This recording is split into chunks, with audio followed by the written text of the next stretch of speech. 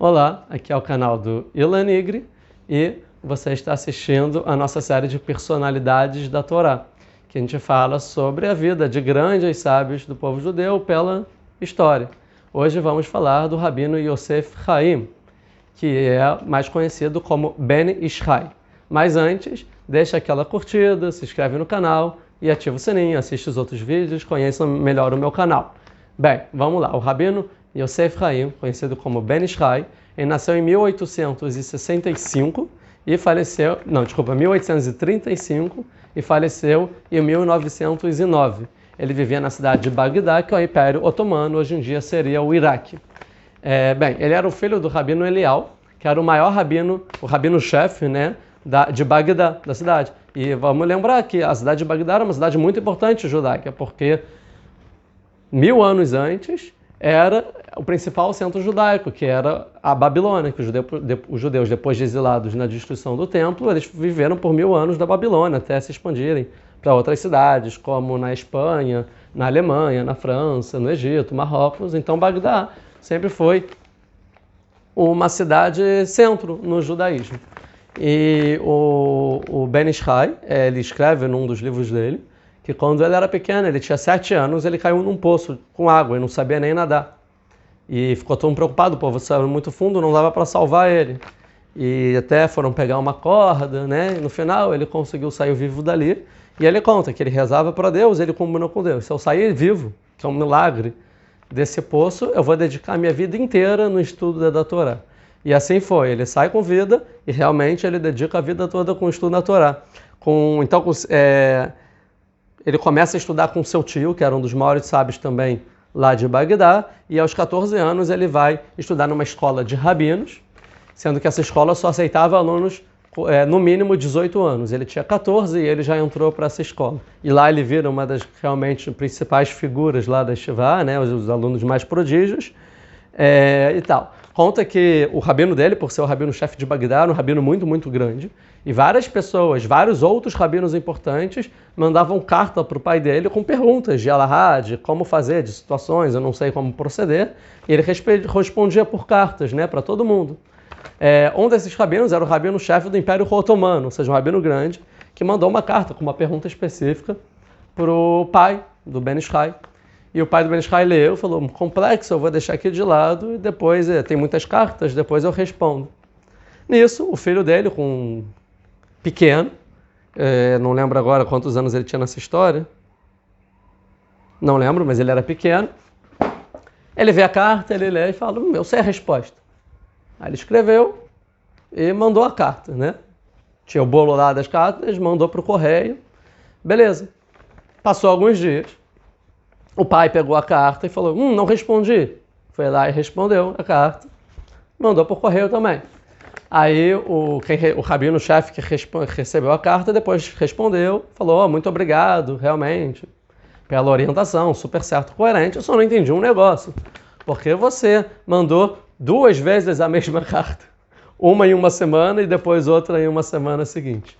Aí ele entendeu que foi o filho dele. E a gente vê como o filho dele, já pequenininho, já sabia responder para um grande líder comunitário do Império Otomano a mesma resposta que o pai daria, com as mesmas palavras, que envolvia um assunto extremamente complexo, você precisava saber toda a Torá. Isso é só uma historinha para exemplificar quem era o Ben Ishai desde pequenininho.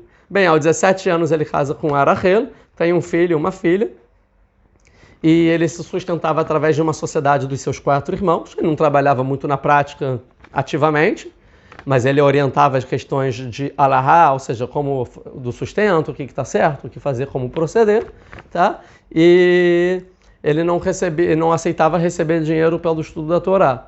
Logo, depois ele começa a publicar os livros dele para conseguir sustento através da venda dos seus próprios livros, através que iam ser impressos e vendidos. O que mais é interessante? Ele sempre manteve contato com um rabino grande na cidade, em Jerusalém, que era o maior rabino de Jerusalém da época, que era da sinagoga dos cabalistas de Beit El, que era uma yeshiva, um centro de estudos em Jerusalém. E quando eles tinham discussão de alahá, ele sempre que gostava de saber o costume que era feito em Jerusalém, falava: nosso costume na cidade é tal. E ele sempre falava para o povo de Bagdá: olha, vamos seguir o costume de Jerusalém, porque de Jerusalém vai sair a Torá, como está escrito na Torá, que Mitzion Tetze Torá, o Dvar Hashem Yerushalayim, que de Sião vai sair a Torá, as palavras de Deus de Jerusalém. Em 1859, o pai dele falece, que era o maior rabino de Bagdá, né? E logo, já bem antes, já ofereciam, vem ser rabino, vem aceitar ser rabino de tal comunidade, e ele sempre se negava, porque falava, eu não quero esse cargo de rabino e também não quero receber dinheiro. Mas quando o pai dele falece, que era o rabino-chefe, logo, mesmo jovem, vão para eles e falam, vem ser o rabino aqui, e ele acaba aceitando. Porém, em nenhum momento da vida dele, ele recebeu uma ordenação rabínica de forma, vamos dizer, burocrática, que as pessoas, ele virou o rabino. E sim, na verdade, automaticamente as pessoas vinham para ele perguntar perguntas sobre a Torá, e ele respondia, e no final foi convidado para dar as prédicas semanais, e ele dava. Então, no final, ele tinha a função do rabino, mas ele nunca aceitou e nunca virou o rabino mesmo, o cargo de rabino. Que a questão dele era estudar a Torá. E assim, então, ele começa, a primeira prática que ele dá é no 7º dia de falecimento do pai, o pai falece, 7 dias depois ele sai do luto e ele dá a prédica essa que ele nunca ia parar de dar, que ele dava todo dia, toda semana, por 50 anos consecutivos até a sua morte. Né? As prédicas dele ele dava sempre, estudava a Alahá, né, a lei judaica, com um pouco de histórias e tal, logo de manhã depois da reza, mas as prédicas mais famosas era que ele dava no Shabat, no sábado e depois de Minchá, depois da oração da tarde, mas a prédica dele demorava 3, 4 horas, direto, ele falando. E vinha todo mundo de Bagdá. Conta que a sinagoga comportava 1000 pessoas e lotava todo o Shabat em Bagdá, lotava a sinagoga, as 1000 pessoas, muitas pessoas ficavam espremidas em pé, muitas pessoas ficavam fora da sinagoga, nos telhados das outras casas para conseguir assistir.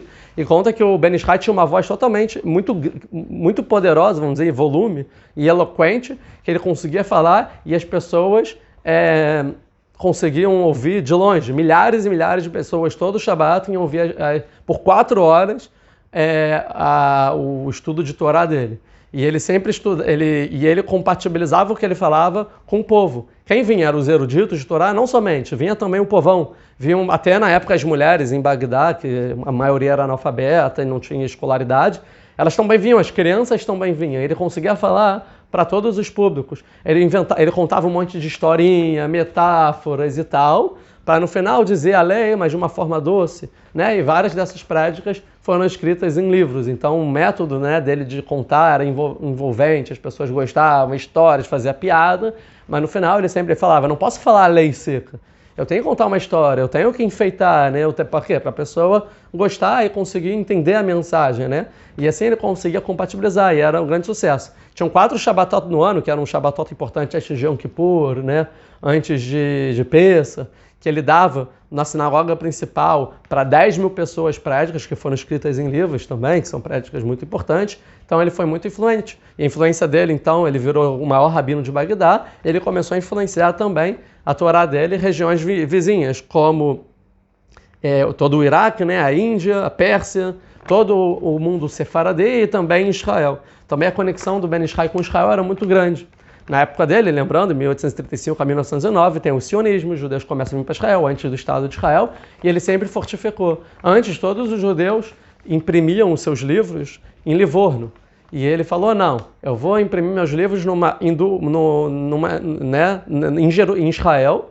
Para quê? Para fortificar a economia de Israel. Embora seja mais caro, eu vou fazer lá para as pessoas que estão vindo construir a terra, eles não têm sustento, eu quero desenvolver Israel. Então ele imprimiu todos os livros dele, pelo menos no início da vida dele, em Jerusalém. E sempre que ele podia, ele incentivava as pessoas para Israel, ele recolhia dinheiro e doava para Israel para criarem as cidades, né, a terra, um país que os primeiros judeus sionistas estavam construindo.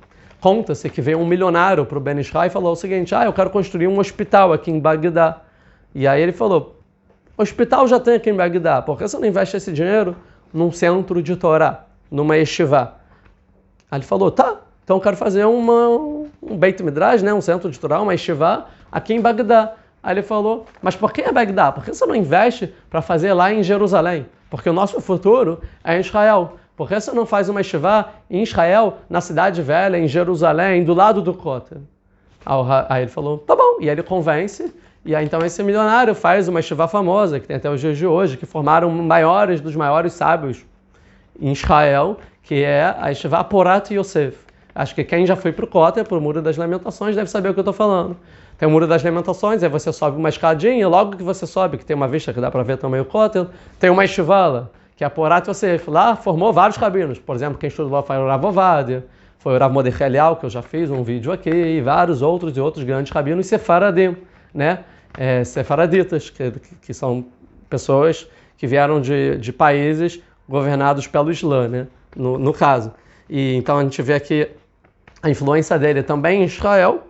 Em 1882 a mãe dele falece e ele fica num luto, e quando ela falece ele fica 7 anos sem sair de casa, nem para dar as prédicas, por luto da mãe, então para ver como ele era ligado à mãe dele. Em 1909, então, como eu falei, ele faleceu. E ele escreveu mais de 100 livros na vida dele, mais 53 livros foram publicados, impressos, a gente tem hoje em dia 53 livros dele. Também ele era um poeta, ele escreveu mais de 200 poemas, ele escreveu algumas rezas, alguns concertos cabalísticos, né? E a gente sabe que, na verdade, o ponto dele principal era Kabbalah, né? Ele era totalmente místico, mas também um legislador, também um grande orador, fazia suas prédicas e um grande líder comunitário e inspirador para o povo judeu. Sabe que a forma dele da Halachá era baseada no livro Shulchan Aruch, escrito pelo Rav Yosef Karo em 1500, porém, ele sempre puxava um pouco mais para o Zohar, para o Arizal, ou seja, para a Kabbalah. Então ele fez uma Halachá junto com vários costumes cabalistas, tá bom? Muitos dos sefaradim, então, eles vieram com Kabbalah. É óbvio que a Kabbalah ela é mais rigorosa do que a Halachá, mais rigorosa do que a lei mesmo, porque tem mais questões místicas que a pessoa se preocupa. E então todos, talvez, as escolas sefaradim em Israel foram influenciadas também pelo Ben Ishai. Os rabinos da última geração que faleceram, que foram os dois maiores rabinos sefaradim, vamos dizer que foi o Rav Ovadia e o Rav Mordechai Eliyahu. A gente vê que o Rav Mordechai Eliyahu segue a linha da Halachá do Ben Ishai, tanto que o pai do Rav Mordechai Eliyahu era aluno do Ben Ishai, foi o Ben Ishai que era do Iraque, mandou o pai dele vir para Israel. E ele virou o maior rabino cabalista de Israel na época, o pai do Rav Mordechai Eliyahu e depois do Rav Mordechai Eliyahu, que eu já fiz um vídeo dele. E o Rav Ovadia também foi inspirado por ele e sempre teve muita reverência pelo Ben Ishai. Porém, o que o Rav Ovadia faz? Ele vai escrever um livro ainda novo, que se chama Alichot Olam, que são leis refutando as leis do Ben Ishai, mostrando que, na verdade, a gente tem que tirar a Kabbalah de dentro da lei e seguir a lei como está realmente no Shulchan Aruch. E hoje em dia são as duas principais correntes na prática judaica dentre os sefaradim. Os que seguem as alahot do Ben Ishai ou os que seguem as alahot com menos mística do Rav Ovadia. Então esse foi o Ben Ishai, com certeza, se não o maior, um dos maiores rabinos de sua geração, que mais influenciaram o judaísmo, que influenciam até hoje, né? E então, uma das grandes pérolas da nossa humanidade e da história judaica. Muito obrigado. Não esqueçam de dar uma curtida aqui e verificar aqui os planos do meu canal. Muito obrigado.